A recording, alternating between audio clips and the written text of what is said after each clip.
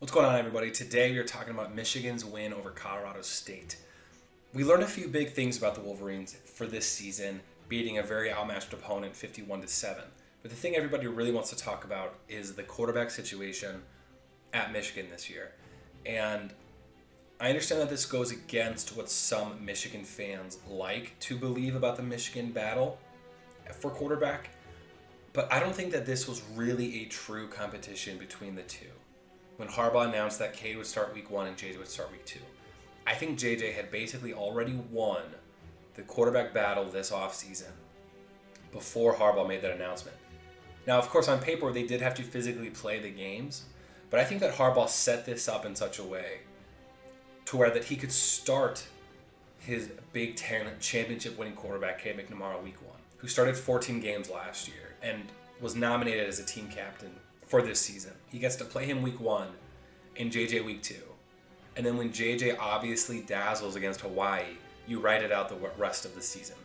And JJ's probably going to be playing an even worse opponent than Colorado State because Hawaii could be one of the worst teams in the country. They just lost by 50 or 60 points to Vanderbilt. So I'm of the opinion that there wasn't a whole lot to see from Cade in week 1. He started 14 games last year for them, for one. He was throwing in the spring when JJ wasn't because JJ had the shoulder injury. What more did we need to see out of Cade to where he could prove that he should be the starter? And he didn't even prove that because he just shot himself in the foot by dropping a dud of a performance, but I'll talk about that in a minute. I think that you roll into the season with the competition, we'll call it that, with Cade playing week 1 and JJ week 2. But obviously I think that what was supposed to happen was that JJ would shine week 2 against Hawaii and dazzle against a bad opponent, putting it all together in the flashes that he had last year in limited play time, and then roll with it the rest of the season, giving him another soft opponent in UConn, giving a slight bump in difficulty with a home game against Maryland, before going on the road to play Iowa, who, as we know now especially, has probably one of the worst offenses in the country. So is there a scenario where this competition could have been more muddled if Cade played lights out week 1 and then JJ played lights out week 2 or played poorly week 2? Then yeah, obviously, then you could, in theory, revert back to Cade. But I think that this decision was made, ideal scenario, being that JJ dazzles week 2 against Hawaii and you're able to roll with it the rest of the season. Cade week 1 looked nervous to me. And I think that what Michigan was really trying to do here, like let's say for a minute that this really was somewhat of a competition. It wasn't about testing out their ability. We already know JJ's more talented. Harbaugh knows JJ's more talented. That's pretty obvious in the flashes of what he did last year. But you put Cade out there week 1 with his job on the line, and you watch to see if he can perform, which he did not. He was 9 of 18 for 136 yards and a touchdown, which, could be worse. But then if you actually watch the game, you see him overthrowing receivers. You see him throwing balls at receivers' feet, making bad reads. There were a couple drops, I'll give him that one, that didn't help his cause. But the touchdown was a throw behind the line of scrimmage to Roman Wilson, when Roman Wilson took that ball down the field for a touchdown. If you take that away, he has like a 70-yard performance. And he almost threw an interception in the red zone that was taken back because the ball hit the turf. So he was very close to having an embarrassingly bad stat line against Colorado State, of all teams. And he continued to show that he doesn't make plays with his legs, which in today's college football is something you kind of need to do. We then saw in the third quarter JJ step in, I believe because they wanted to see him in the same situation that Cade was in. And he went 4 for 4 for 30 yards. And he picked up another 50 yards and a touchdown on the ground with his legs. So he played much better than Cade. Only threw 4 passes, but played much better than Cade, who had a whole 2 quarters, maybe a little over 2 quarters of play in that game. However, again, I think that 2 big points. One, JJ had this job effectively locked up, barring something crazy happening in those first 2 games of the season. And another thing, I don't think that this was so much about who's going to, play better necessarily. I mean, it is, but it's not, okay? Stick with me for this one. I think this had to do with Cade's ability to take pressure. And not pressure in his face like from the defense. I mean the pressures of the reality of this game. Cade comes into week 1 knowing that his job is on the line. Knowing that all offseason, everyone's been talking about how they should play JJ. JJ should be the starter. And what he did last year was great, but this is this year. I think they wanted to see him take that pressure and apply it in a positive way to production on the field. And he did not do that. And I think you could check the game logs last year and you see a very similar pattern. Look at their game against Ohio State. Biggest game of the year. Dud of a performance. Look at their game against Iowa. Big Ten title game. They didn't really need him to do a whole lot, but he didn't do a whole lot anyway.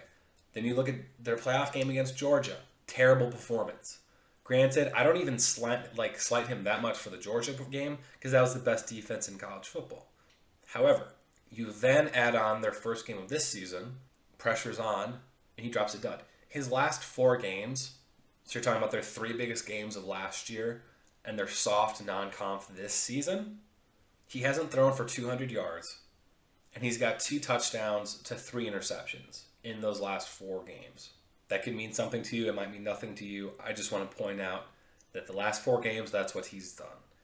And people wonder why there are those of us in the fan base that want JJ to get the starting job. It's been over-debated, over-analyzed, over-talked at this point. I get it. But I had to put my piece out here that I think it's pretty clear that JJ is going to be the starter. And I think that it was obvious he was going to be the starter before these games were even played. And as for JJ, again, I don't think anybody expects anything other than from him to destroy Hawaii, because Hawaii is pretty terrible. But what you're really doing with this Hawaii game is you're putting him on the field in a night game at home in his first start at Michigan. He knows that his potential to be the starter is on the line. It's up for grabs at this point. It's his job to take. And you want to see what he can do. Does he crumble under the pressure? A couple bad decisions, maybe creates a turnover, so on and so forth. Or does he play lights out and destroys Hawaii? And it's pretty obvious that he's going to be the starter. That's probably more likely. Something in between could occur, but that's what I think you're really trying to see out of him. But I can't predict the future. I don't know exactly what's been running through Harbaugh's head, but I've been of the opinion that JJ pretty much had this one locked up, I think, before the season even started. All Cade did was make it blatantly obvious that JJ will be the starter, and now he will actually play against Hawaii and probably further that sentiment that he will be the starter for the rest of the season. And it's a big deal. And I'm going to finish up this video talking about why it matters so much, because I think people like to hate, and I get it, right? Because it's a little oversaturated.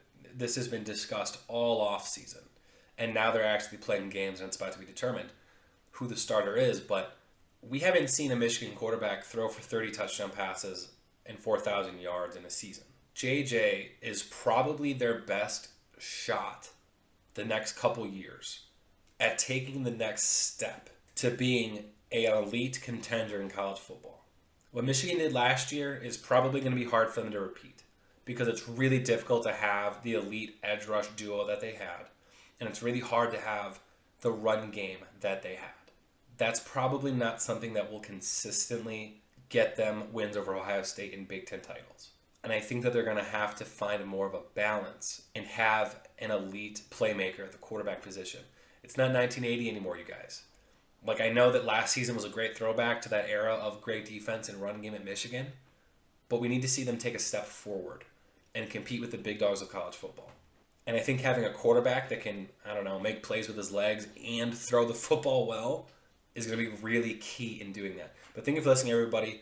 Let's see what happens this weekend against Hawaii. Anything can happen, right? So we got to wait to see what happens when that game is played. But again, thank you for listening. Please like and subscribe if you haven't already. I produce college football and Michigan football content. Go Blue, and I'll be pushing out another Michigan video sooner or later.